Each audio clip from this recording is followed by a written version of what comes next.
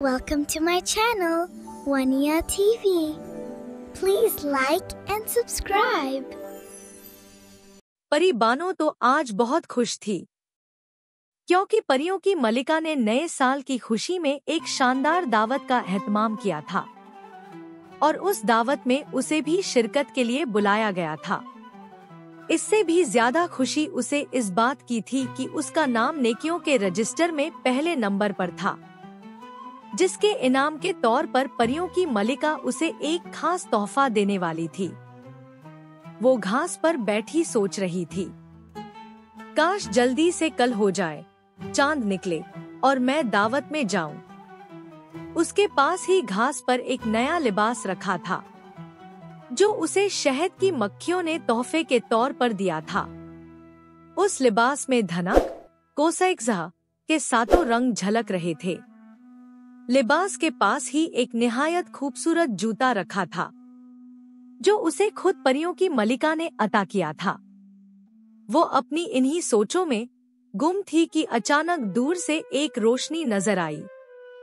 जब वो रोशनी करीब पहुंची तो उसने देखा कि एक गरीब सी परी है, जिसके लिबास फूलों के बजाय पत्तों से बने हुए हैं, और रोशनी के लिए उसने हाथ में जुगनुओं से भरा एक छोटा सा दीपक उठा रखा है।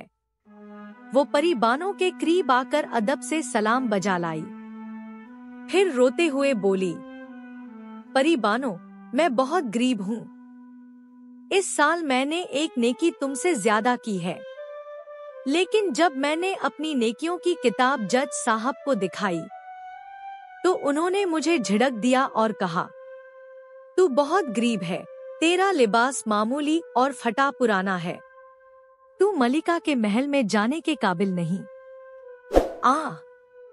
मेरी सारी उम्मीदों पर पानी फिर गया। मैंने बड़ी मेहनत और मुसीबतों से ये नेकियां जमा की थी। अगर तुम्हें यकीन न आए तो मेरी किताब देख लो। ये कहकर उसने अपनी किताब परी बानो के हाथ में दे दी। परी बानो को ये देखकर बेहद रंज हुआ, क्योंकि अब हकीकत साफ थी। नेकियों की तादाद में वो उस गरीब परी से कम थी, मगर उसके चेहरे पर न कोई तिवरी चढ़ी, न कोई गुरूर आया, बल्कि वो मुस्कुरा कर बोली, बहन मत रो, ये लो मेरे कपड़े ले लो, और इन्हीं कपड़ों में सज-धज कर मलिका के महल में चली जाना। बानो परी ने अभी अपनी बात पूरी भी नहीं की थी कि अचानक उसकी नजर अपनी नेकियों की किताब पर पड़ी। वो चौंक गई। क्या देखती है कि उसकी नेकियों में एक नेकी का इजाफा हो गया है। अब उसकी नेकियां गरीब परी की नेकियों के बराबर हो चुकी थी। ये मंजर देखकर दोनों परियां बेहद खुश हो गईं। वो खुशी से हाथ में हाथ डाले जज साहब के पास गईं और सारा हाल उन्हें कह सुनाया। अगली रात दोनों परियां नए कपड़े पहनकर चमकते चांद की रोशनी में मलिका के महल पहुंची।